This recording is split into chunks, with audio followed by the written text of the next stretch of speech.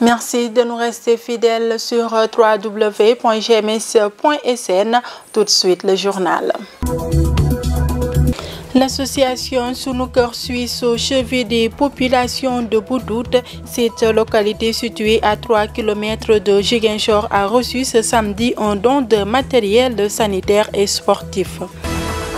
La 33e édition des Journées mondiales de la jeunesse a vécu ce dimanche à Helena. Plus de 1325 jeunes ont répondu présents à l'appel. Cette année, le thème choisi est « Sois sans crainte, Marie, car tu as trouvé grâce auprès de Dieu ». À Sédio, 251 personnes ont été consultées par des spécialistes en ORL. Les populations ont saisi cette occasion pour réclamer l'ouverture d'un centre dans la région. L'actualité internationale et la revue de la presse mettront fin à ce journal. Tout de suite, le développement. Bienvenue à tous. La communauté chrétienne de Ziguinchor a célébré ce dimanche la 33e édition des Journées mondiales de la jeunesse à Helena sous le thème « Sois sans crainte Marie, car tu as trouvé grâce auprès de Dieu ». Cette cérémonie cultuelle a vu la participation de plusieurs autorités administratives et religieuses. C'est un reportage d'Eva Sagna.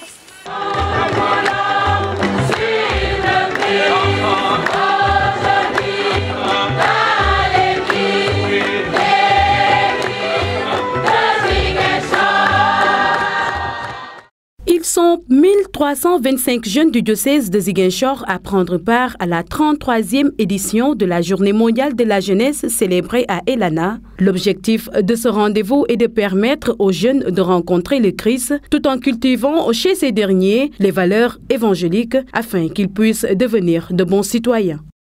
Que ces Journées mondiales de la jeunesse nous rappellent la force qui nous est commune d'appartenir au Christ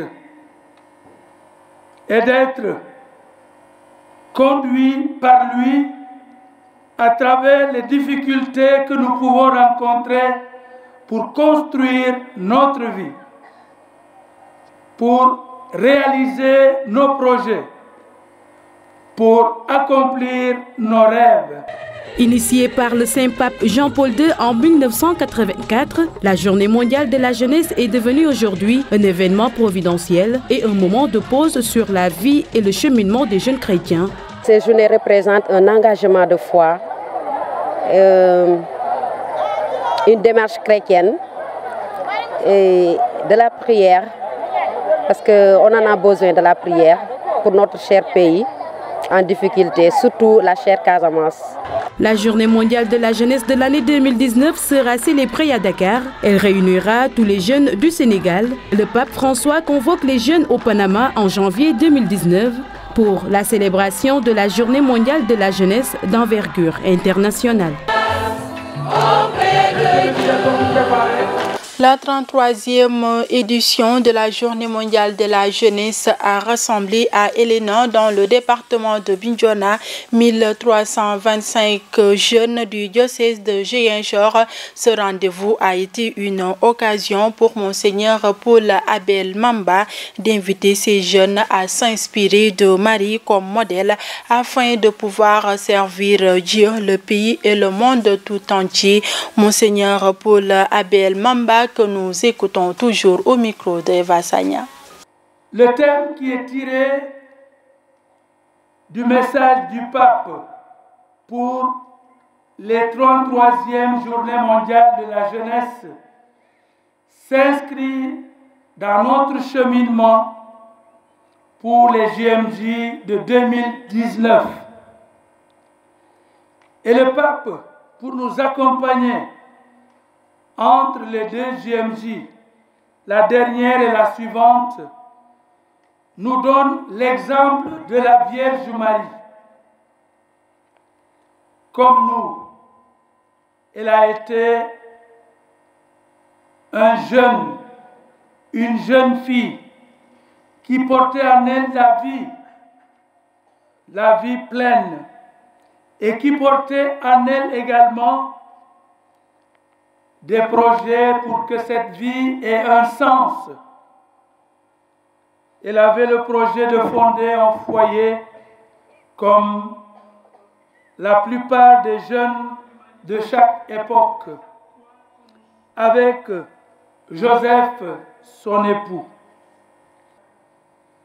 Tout cela, nous aussi, nous l'avons pour notre époque, pour notre pays, pour notre Église. Marie doit être pour nous un modèle. Elle n'est pas une déesse. Elle est une femme de foi comme nous. Mais elle a su écouter la parole de Dieu qui lui a rappelé toutes les potentialités humaines, spirituelles et tous les talents qu'elle porte en elle qui peut porter du fruit pour son temps. Politique à présent, il appartient à l'APR, mais reste sensible à la situation des enseignants. C'est d'ailleurs pourquoi le réseau des enseignants de l'APR invite l'État à faire des efforts pour stabiliser le front syndical et sauver l'année scolaire. Mohamed Hassan Sané, membre du réseau des enseignants de l'APR que nous écoutons au micro de Papo Mané. Quand vous parcourez un peu le PSE, vous verrez la place qu'occupe l'éducation. Et la place qu'occupe l'éducation, on ne peut pas faire fi de l'enseignant en tant que tel. Je l'ai dit tantôt, nous avons vu des écoles fonctionner sans salle de classe. Pourtant, il y avait des enseignants et des élèves. Nous avons vu des enseignants enseigner sans documentation. Ils sont toujours restés là. Par contre, enlevez l'enseignant de l'école et vous verrez qu'il n'y aura absolument rien. Il n'y aura pas d'école. Autrement dit, l'enseignant représente le premier intrant de la qualité aujourd'hui de l'éducation. Et c'est pourquoi nous disons toujours au chef de l'État qu'il faut aller dans ce sens-là, de mettre à l'aise celui-là qui va véhiculer l'éducation si on veut avoir une éducation de qualité. Le secrétaire général du ministère des Infrastructures, des Transports terrestres et du Désenclavement, Aubin Jules Marcel Sagna, vante les projets et réalisations du président Macky Sall en Casamance.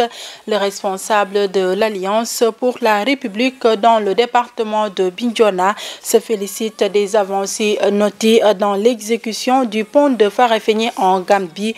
Aubin Jules Marcel Sagna était à Grand Yoff de Dakar pour inciter les populations à s'inscrire sur les listes électorales. Nous l'écoutons au micro de Mamadou Fall.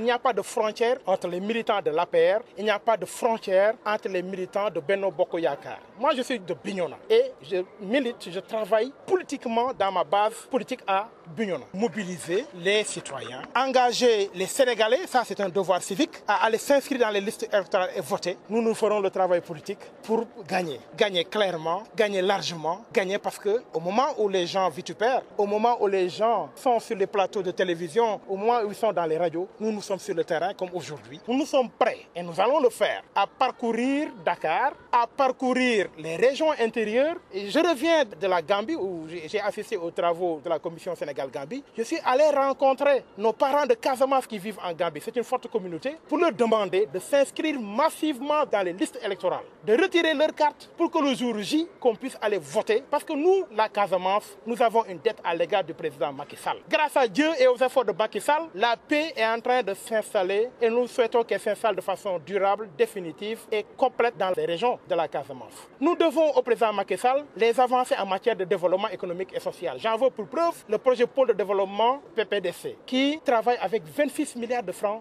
CFA, qui réalise des ouvrages en matière agricole, qui fait de la promotion de la mobilisation citoyenne, qui réalise du désenclavement avec des pistes de production. Nous devons au président Macky Sall les travaux de la boucle du Boulouf qui vont être continués pour la seconde phase. Nous lui devons le lancement des travaux de la boucle de Boudjé. Nous travaillons actuellement sur les travaux prochainement de la boucle du Fouladou. Il y a le pont de Massassoum qui sera bientôt mis en œuvre. Il y a les ponts de Baïla et de Djouloulou qui vont être réhabilités. Mais le must, il faut le dire, c'est le second second pont de Ziguinchor sur lequel nous travaillons, mais c'est surtout le pont de Farafenni, le pont sur la Gambie, qui aujourd'hui est à un niveau d'exécution de 65%. Nous souhaitons, nous prions pour que ce pont soit ouvert à la circulation en 2019. Ce pont a été attendu depuis Senghor. Il a été attendu avec Abdou Diouf. Il a été attendu avec Abdoulaye Wade. Grâce à Dieu et grâce à l'intelligence et à la vista et à l'engagement du président Macky Sall, ce pont va bientôt voir le jour. Politique toujours, le mouvement Andu Doolel Khalifa Sall exige la libération du député maire de Dakar. Pour se faire entendre, le dit mouvement a décidé d'occuper les artères du département chaque week-end. Une manière pour Babacar Diop et compagnie de dénoncer ce qu'ils considèrent comme une forfaiture du régime du président Macky Sall. C'est un reportage de notre correspondant à Dakar, Mamadou Fall. Depuis bientôt un mois, le mouvement Andu Doolel Khalifa Babacar Sall ADK sillonne les artères du département de Dakar. L'objectif de ces caravanes de sensibilisation est de réclamer la libération sans condition de Khalifa Babacar Sall. Babacar Diop est le coordinateur national du mouvement ADK. On est en train de sillonner le département de Dakar, évidemment pour réclamer la libération sans condition du président Khalifa Babacar Sall. Khalifa Sall a été arrêté injustement par le président Macky Sall. Donc c'est la raison pour laquelle nous, en tant que mouvement de soutien, en tant que pionnier en tout cas des mouvements de soutien, nous avons décidé vraiment d'entamer en tout cas une animation pour sensibiliser la population dakaroise. Il est temps maintenant d'arrêter les conférences de presse, d'arrêter maintenant les déclarations, d'arrêter les réunions entre quatre murs. Il est temps de descendre sur le terrain. Babacar Diop et compagnie comptent élargir cette caravane de sensibilisation sur toute l'étendue du territoire national. Prochaine étape, Guédiawaye. Nous comptons l'élargir au niveau du département de Guédiawaye, Inch'Allah, la semaine prochaine. Nous allons continuer en tout cas sur toute l'étendue du territoire national pour dénoncer les forfaitures de ce régime, à savoir le régime de Macky Sall. Un régime dictatorial, un régime qui a fini de montrer ses limites aux Sénégalais. Le mouvement ADK dénonce jusqu'à sa dernière énergie l'arrestation du député maire de Dakar écrit au complot. Nous savons tous que Khalifa Sall est innocent. Khalifa Sall est victime de ses ambitions présidentielles. Macky Sall n'a pas le droit de faire reculer la démocratie. Nous nous sommes battus durant des décennies pour que cette démocratie vraiment fasse des pas des gens, que ce n'est pas Macky Sall qui va le faire reculer parce que nous ne l'accepterons pas. Déterminé à faire face au régime du président Macky Sall, Babacar Diop et ses camarades lancent un appel. Nous demandons à toutes les populations sénégalaises, en tout cas tous ceux qui sont épris de justice, vraiment de se rendre massivement le 30 mars au tribunal pour soutenir le président Khalifa Babacar Sall, l'espoir du peuple sénégalais. À travers en tout cas le procès, les Sénégalais ont fini de comprendre que c'était une cabale politique orchestrée par ce régime pour empêcher en tout cas ou neutraliser un adversaire politique, à savoir le président Khalifa Babacar Sall. Désormais, il en sera ainsi tous les week-ends. Le mouvement ADK compte occuper les artères du département de Dakar pour réclamer la libération de Khalifa Babacar Sall. Dakar, Mamadou Fall pour GMS FM.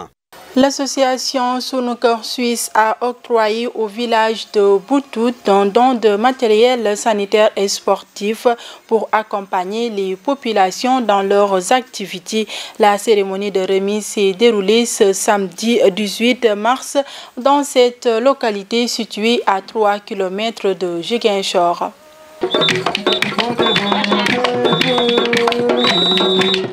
C'est dans une ambiance folklorique que les populations de Boutout ont accueilli l'association Sunu Kër Suisse qui a remis à ce village un don composé de 2 jeux de maillot, un ballon de foot et du matériel sanitaire, un geste très apprécié par ses habitants qui ont exprimé toute leur gratitude à l'endroit de la dite association. Nous ne trouverons jamais assez les mots juste pour exprimer tout le bonheur que nous espérons tout proche. Vous arrivez donc à un moment où l'angoisse était grande, la crise profonde, l'inertie, celle de nos gouvernements devenue incompréhensible. Dans ce village est devenu le centre lumineux de la Casamance entière et même au-delà. Cependant, Boutout n'en avait jamais profité. Nous n'avions jamais compris. Mais aujourd'hui, force est de reconnaître la volonté des dirigeants actuels à y remédier. D'où la présence en ce lieu du premier adjoint au maire accompagné de son président de la commission domaniale. Cette association ne compte pas s'arrêter en si bon chemin. Elle a signé un partenariat avec ce village pour accompagner ces populations dans plusieurs secteurs d'activité. On va voir avec les partenaires qu'on a en Suisse, qu'est-ce qu'on peut faire pour l'éducation. Parce que je sais que sans éducation, il n'y a pas de base. On a besoin d'éducation. Pour la maternité, on va parler d'abord avec les autorités qu'on a en Suisse et pour parler avec eux pour voir quels sont comment on pourra les aider. On fera tout ça. Parce que notre association, bon, je suis la présidente, elle est connue en Europe. Elle est vraiment connue parce que j'ai œuvré pour plusieurs axes humanitaires. Donc, ce n'est pas la première fois. Donc, on espère avec Boutou qu'il y aura une grande amélioration et qu'il y aura une grande continuation. Pour montrer toute leur satisfaction, ces populations de Boutout ont remis des cadeaux à l'association Sunuker Suisse en guise de remerciement. Santé à présent, déficit de chirurgiens ORL au Sénégal avec seulement 35 médecins spécialistes pour 14 millions d'habitants. À Sédio, le déficit est durement vécu par les populations qui réclament l'ouverture d'un service ORL dans la région. La semaine dernière, une équipe de spécialistes sénégalais et thaïlandais a offert des services de consultation à 251 patients, dont 10 interventions chirurgicales. Professeur Evelyne Sigadjoum, responsable de l'enseignement de la chirurgie cervico-faciale à l'UFR Santé de l'Université Hassan Saïd de Ziguinchor, s'en explique au micro de notre correspondant à Sédio, Lamine Diop. Il y a 11 ans, le professeur Elhaj Malik Diop s'était battu pour que des missions se fassent sur toute l'étendue du Sénégal, sur les différentes régions, pour aider les populations à avoir accès aux soins ORL. Donc l'ORL, c'est une spécialité médico-chirurgicale qui s'occupe des maladies du nez, des oreilles et de la gorge. Nous sommes 35 ORL sur toute l'étendue du Sénégal avec 14 millions d'habitants, soit un ORL pour 250 000 habitants, alors que l'OMS préconise un ORL pour 25 000 habitants. Voici la raison pour laquelle nous, ORL sénégalais, nous nous déplaçons dans les régions une fois par année pendant une semaine pour 3 choses. Pour des soins, consulter, offrir des soins spécialisés de qualité aux populations. Deuxièmement, des chirurgies également pour des cas qui relèvent de la spécialité ORL. Deuxième volet, c'est le volet sensibilisation, parce qu'il y a également des émissions à la radio qui sont faites, des échanges avec le personnel médical sur place, et ça participe à l'animation médico-chirurgicale, médico-scientifique également, entre les spécialistes de Dakar et les spécialistes qui sont sur place. Nous avons pu voir en consultation 251 patients et pu réaliser 10 chirurgies. Nous sommes très heureux d'être à Sédhiou. Ce n'est pas la première mission ici. Les consultations étaient gratuites et les chirurgies étaient réalisées à moitié prix. L'actualité internationale de ce lundi 19 mars 2018 nous mène au Zimbabwe, en Russie et en Syrie.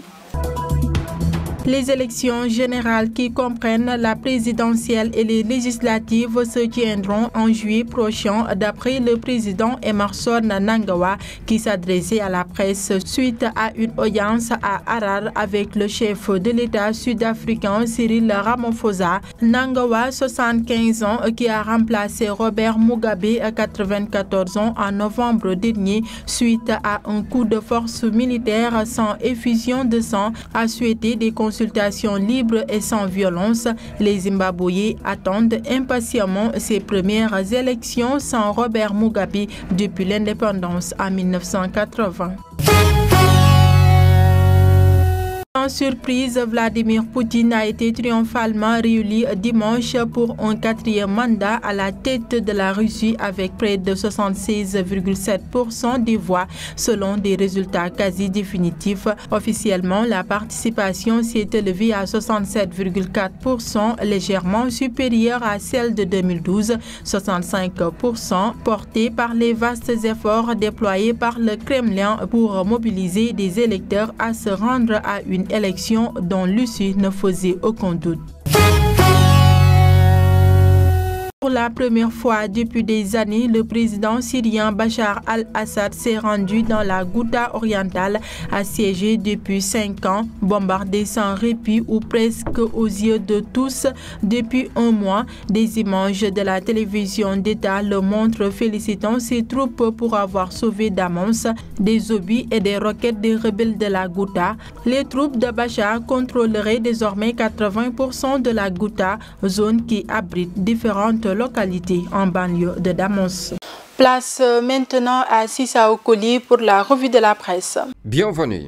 Le quotidien de ce lundi traite de l'actualité politique et des faits de société. De son exil qatari, Karim défie son bureau, écrit Vox Populi, dans lequel le journal Wadfis estime le moment est venu pour Macky de m'affronter. Partout où ma cause a été entendue par un tribunal impartial, le droit et la vérité lui ont été opposés, anéantissant ainsi ses rêves de se débarrasser de l'adversaire politique que je suis, affirme Karim Wade, ajoutant « Je suis plus que jamais déterminé à le battre au soir du 24 février 2019. À propos de la présidentielle 2019, Sud note que Karim met en demeure Macky Sall. Je suis déterminé à battre Macky, dit Karim Wade dans la sorte. Décidément, la guerre des mots entre Idrissa Seck et le pouvoir en place en perspective de la présidentielle de 2019 ne cesse de rebondir. Cette fois-ci, c'est en visite à Saint-Louis, dans le cadre de sa tournée nationale, que le patron du Rewmi s'est vivement attaqué à la gestion de Macky Sall en critiquant ouvertement les nouveaux accords de pêche devant être entériné d'ici le 31 mars prochain, écrit Sud Quotidien. En réplique,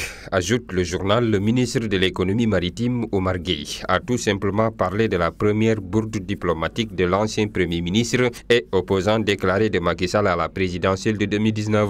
Enquête revient sur l'échec des négociations entre gouvernement et enseignants et affiche à sa une la guerre des mots. Après avoir consulté la base, samedi le G6 poursuit sa lutte. Il y aura débrayage lundi et mardi et une grève totale le mercredi selon Enquête Quotidien. Le journal écrit, le G6 estime que la proposition du gouvernement qui consiste à une augmentation à 25% sur l'indemnité de logement est en deçà de leur attente. Les enseignants ne veulent pas moins de 20 000 francs CFA de plus, soit 80 000 francs CFA au minimum. Dans le journal Dongossar du QCM se note que le gouvernement n'a pas pris la juste mesure des choses. Du côté de l'Alliance pour la République APR, l'administrateur Pape Mayel Thiam déclare qu'avec l'approche de la présidentielle, c'est une période de chantage et de forcing, alors que le directeur de cabinet du chef de l'État, Oumar Youm, affirme « Nous n'avons pas que l'indemnité de logement à satisfaire ». De son côté, Le Soleil parle de la levée de corps de militaires décédés dans le crash et note que le chef de l'État a rendu hommage aux djambars disparus. En sport, Tafa Gueye met en garde Gris Bordeaux sur la une de Sunu Lamb.